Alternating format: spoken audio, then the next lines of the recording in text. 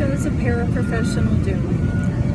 Paraprofessionals participate in many different daily responsibilities.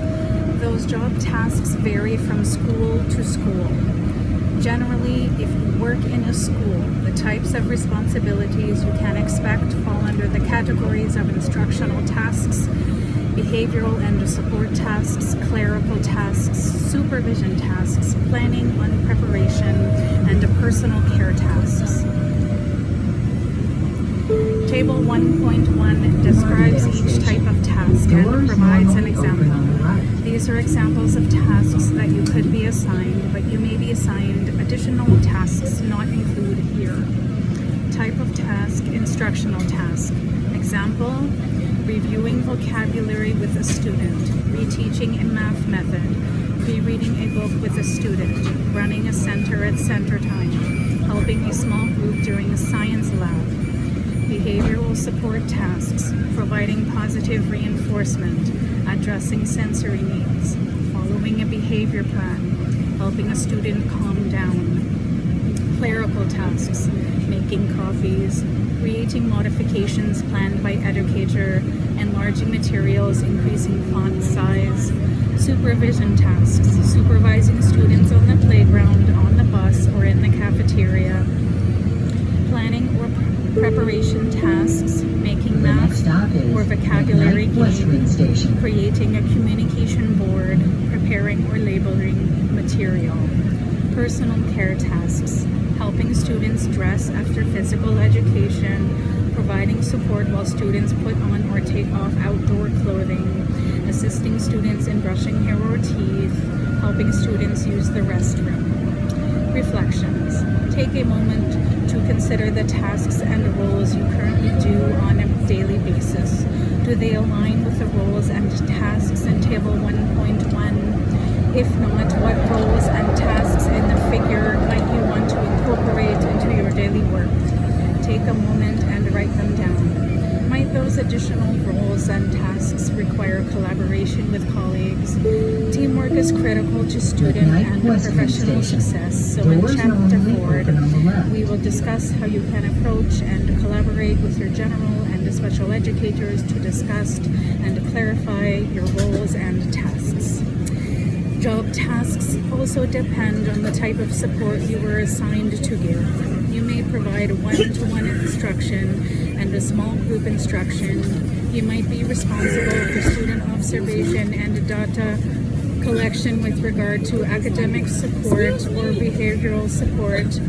You may also supervise students on the playground, at lunch, or on the bus, helping to support student behavior control, or take on more clerical tasks to support teaching and learning, such as typing, recording grades, and photocopying. Another type of job description, what your students want you to know. Legal definitions, job titles, and practical job descriptions are incredibly useful, but we think one of the most important job descriptions comes directly from your students. Listen to me, learn from me, watch me, hear me, ask me questions, support my belonging, be there, but give me space, expect that I will learn, facilitate friendships, let me fail sometimes, encourage independence, love me, always speak friendly, ask what do you need, be safe, handle me with care, be respectful, be gentle, be trustworthy, remember I am a person first, if I am loud, be quiet, encourage interdependence, if I am sad, wipe my tears, help me connect to others, assume friendship is possible, celebrate my diversity, allow us to create together, laugh together, and have fun together, assume competence always, attribute the best possible motive consistent with the facts, spark curiosity, do not control, when I am happy, step back, allow choice, relax, be a learner yourself, ask how can I best help you, share positive stories with my parents or caregivers, set me up to be successful. When I have difficulties, kindly redirect me to get me on track, breathe, speak softly, and encourage softly, redirect softly, follow my lead by loving, watch me thrive, include me in always. The history of paraprofessionals. The history of inclusive education has had a large impact on the employment of paraprofessionals, Chopra and John Greco. It has only been since the passage of the Education for All Handicapped Children Act of 1975 that students with disabilities have had a legally protected right to attend public school. Before this time, students with disabilities were educated mainly in the home, in segregated settings, or in institutions. It was believed that students with disabilities could not learn as much as students without disabilities, and that they did not need certified teachers to support them. Therefore, before 1975, students with disabilities were typically supported by people in paraprofessional roles. Brown, Farrington, Knight, Ross, and Ziegler, 1999.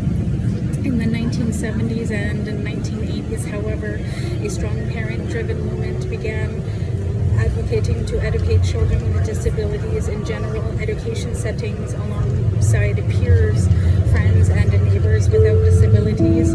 At this time, the Regular Education Initiative began, Will 1986, and the parents began to learn about the idea of mainstreaming, or what we now call inclusion.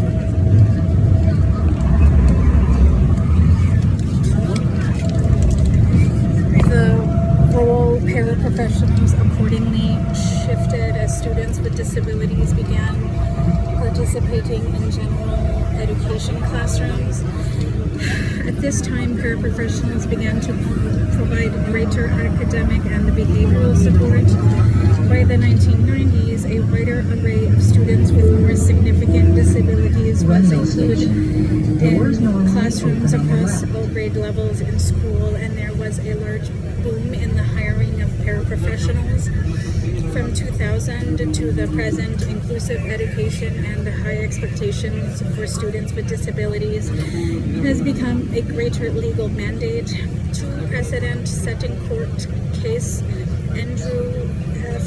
versus Douglas County School District 2017 and LH versus Hamilton County 2018, have recently interpreted IDEA to one, clearly prefer the inclusion of students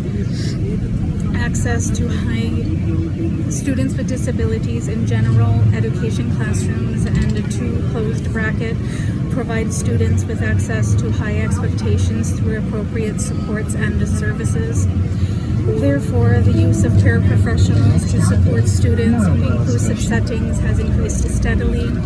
U.S. Department of Education 2020, as students with many more significant disabilities are being included in general education settings, paraprofessionals are more critical than ever.